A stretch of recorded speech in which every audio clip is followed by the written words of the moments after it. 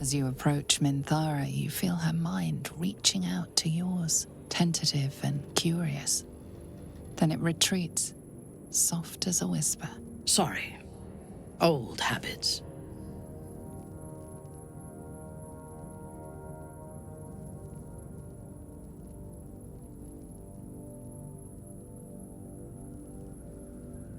I did not ask permission.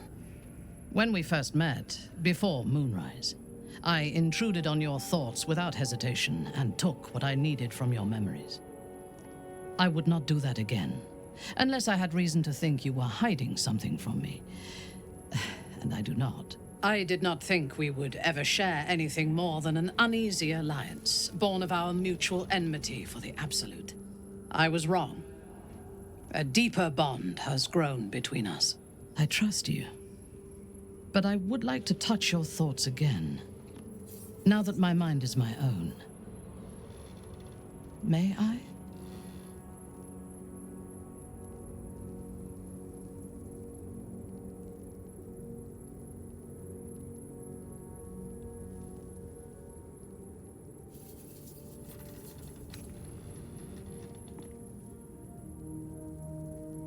Curiosity. When the Absolute fell silent, I thought I would be alone. I expected to spend my days among surface dwellers who knew nothing of my culture. I did not expect to meet another outcast from the Underdark who understood me. I did not expect you.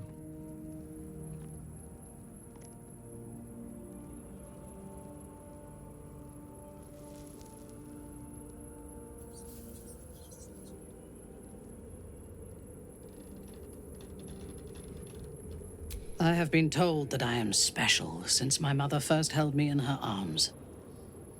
The burden of expectation.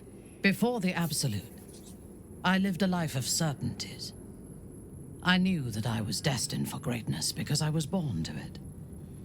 I also knew that my inherited privilege came with a cost. That the bonds of fellowship and family could be broken by envy and ambition. I could not enjoy the taste of food for fear of poisoning, and I could not enjoy the company of lovers and friends because I feared they hid knives behind their smiles.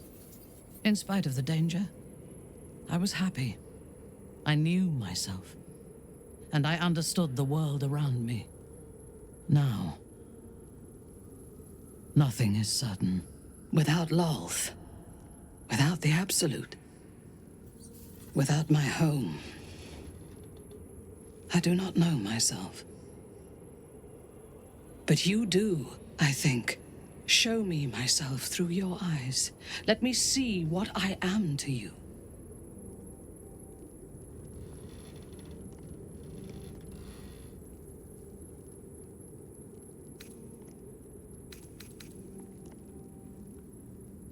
She joins her thoughts with yours, and you are as one.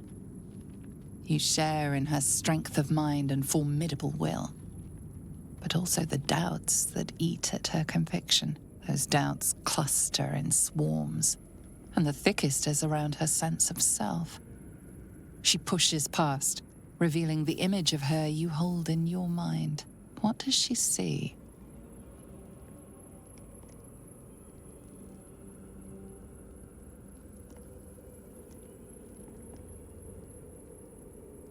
The cold shell of Minthara's mind melts away, and you are drawn into the heart of her.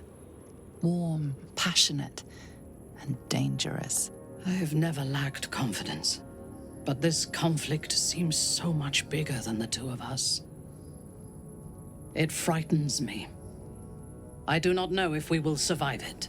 But whatever life remains to us, I would gladly spend it fighting at your side and lying with you at night.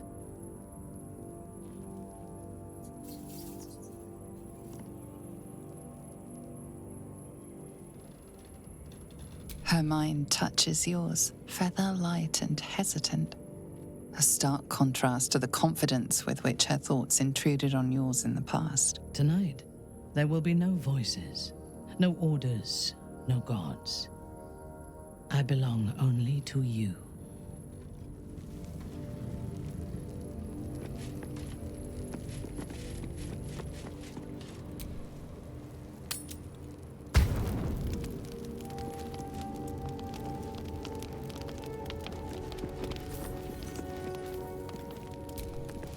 You wish to consult me?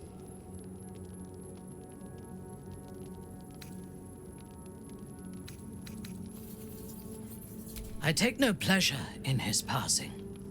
Whatever faults he may have had, Ketheric was a great leader.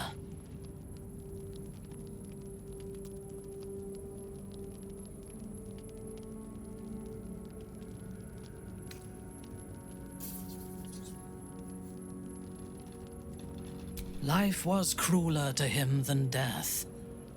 It is no great wonder that he found his strength in Merkel. I believe he was an honorable man, but the gods used him as their plaything. First Shah and her sister, then the three behind the Absolute. I sympathize.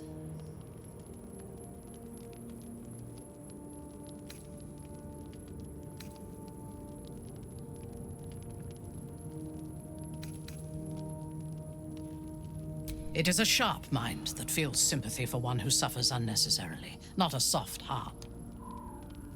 I saw strength in Ketheric that had been diluted by pain, but I will never forgive him for handing me to Orin. For that, I hope Merkel hollows out his bones and lets them be dust. A true soul came to my city preaching a message of togetherness, accompanied by 2 novices. Menzoberranzan is not fertile ground for such messages. I killed them and hanged their bodies in my garden.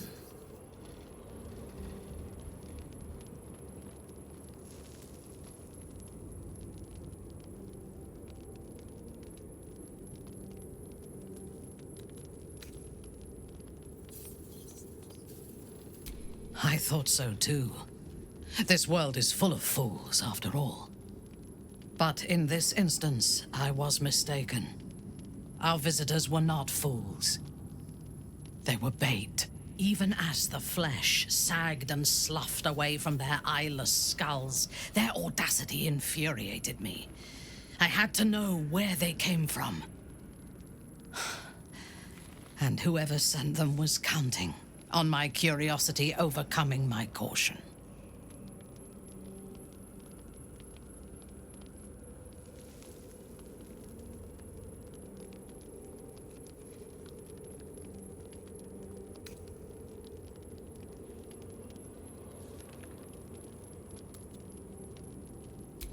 Indeed. A man you know all too well. General Ketheric Thorm. The dead cough up their secrets just as well as the living. All it took was a simple act of necromancy, and the corpses told me where I needed to strike. Moonrise Towers.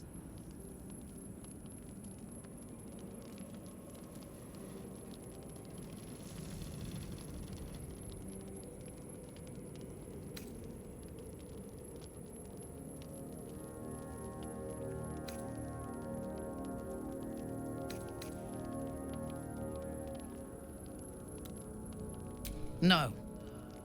I was prepared for combat, but I intended to strike subtly. As it turned out, to my shame, I was defeated without even drawing my weapon. I came to Moonrise with a retinue of warriors and assassins, the best House Bainray had to offer. I expected a battle, but found a fully laden feast table and a welcome befitting a house matron. Ketheric expected us, expected me, and I fell for his flattery.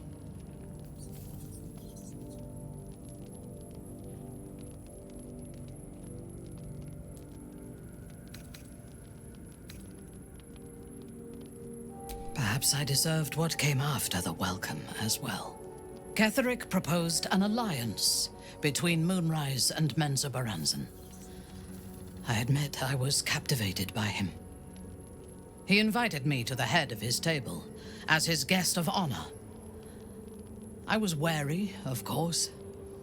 If I had been in his position, the food would have been poisoned. It was not the food I should have been wary of. It was the pale woman at the foot of the table. Orin the Red. We had barely begun to eat when she spoke for the first time. I only caught one word, my name. Then, quick as lightning, she climbed onto the table, a dagger in each hand, and skipped toward me, slicing the throats out of my men as she passed them.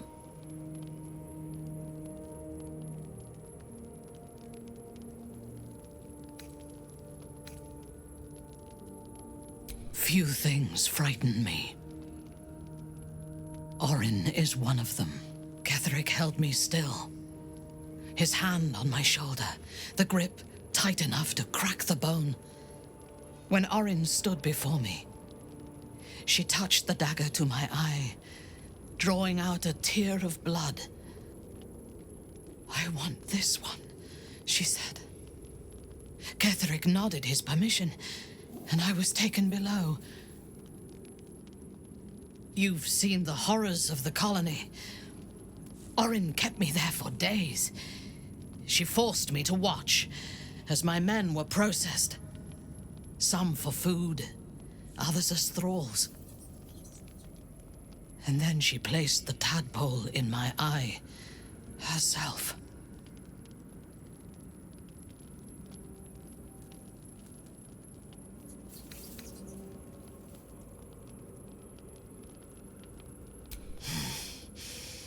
That is certain. You know the rest as well as I do. There were massacres before the Grove. Religious communities, mostly. Those who refused to convert.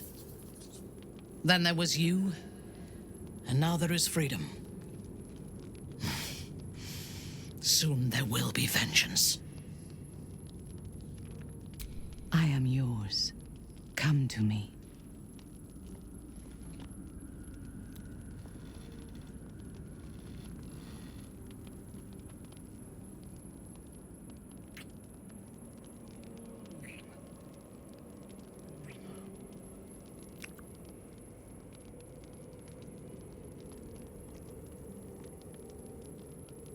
Thank you.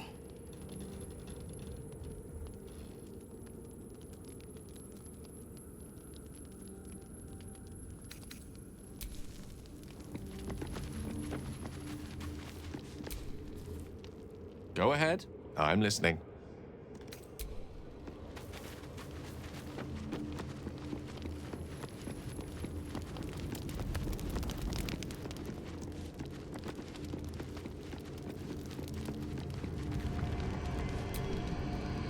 Greetings.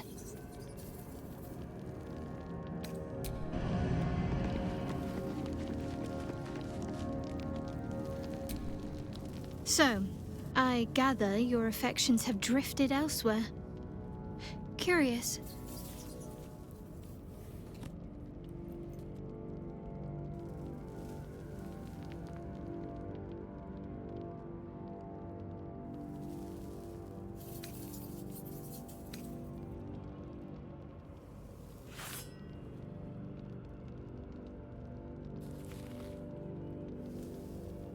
Or who you feel, seemingly.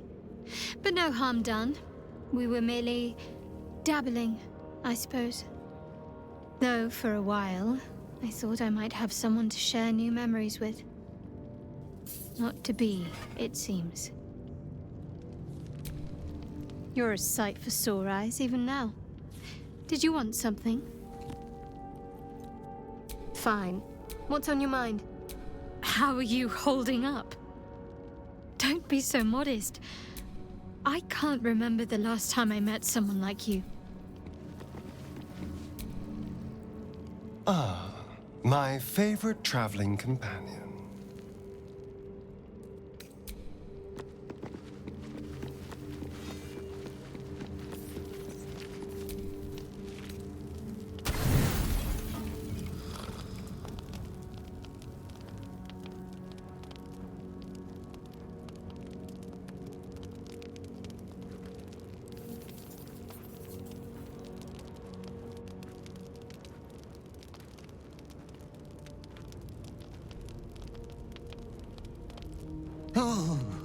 Bravo, bravo!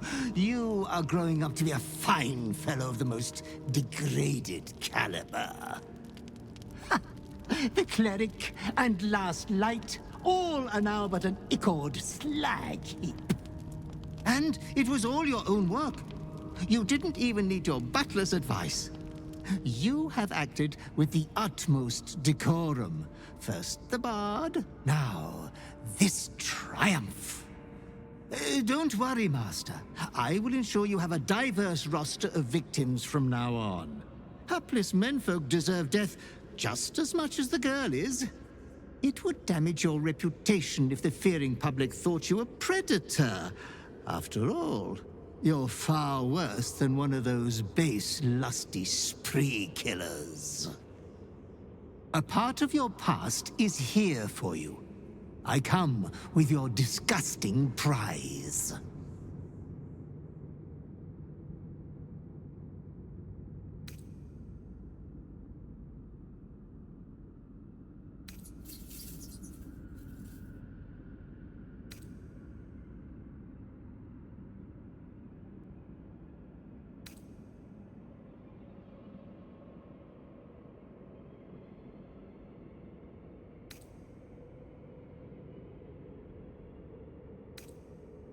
Oh, soon enough, everyone in the Sword Coast and beyond will know about you. But you yearn for the sordid scandal deep down, don't you? Come closer, my depraved prodigy. Try on your new gym jams. They're a present from Father. It would be rude not to.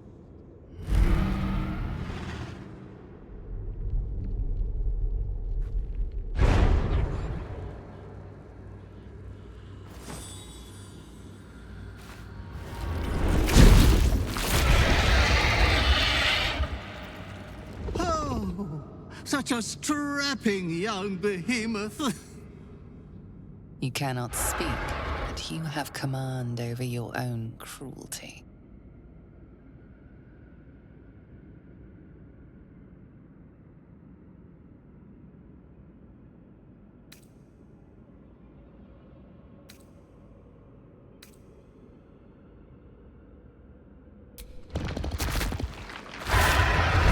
Do not be afraid, my tainted angel.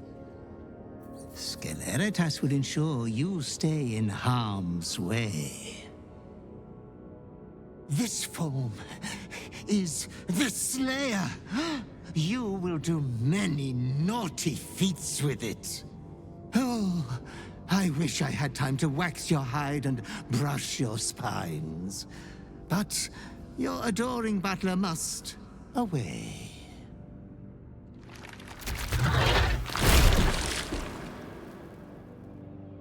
But you should be hopeful for your bright future. You are going to kill again soon. You will keep chopping down the Moon Maiden's family tree. I shall return when you next have need of me. I have your estate to attend to. We will meet again there.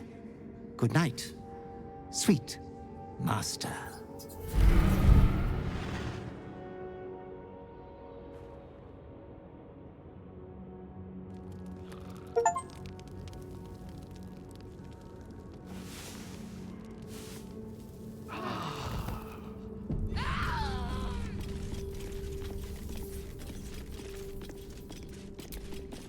You wish to consult me? I am yours. Come to me.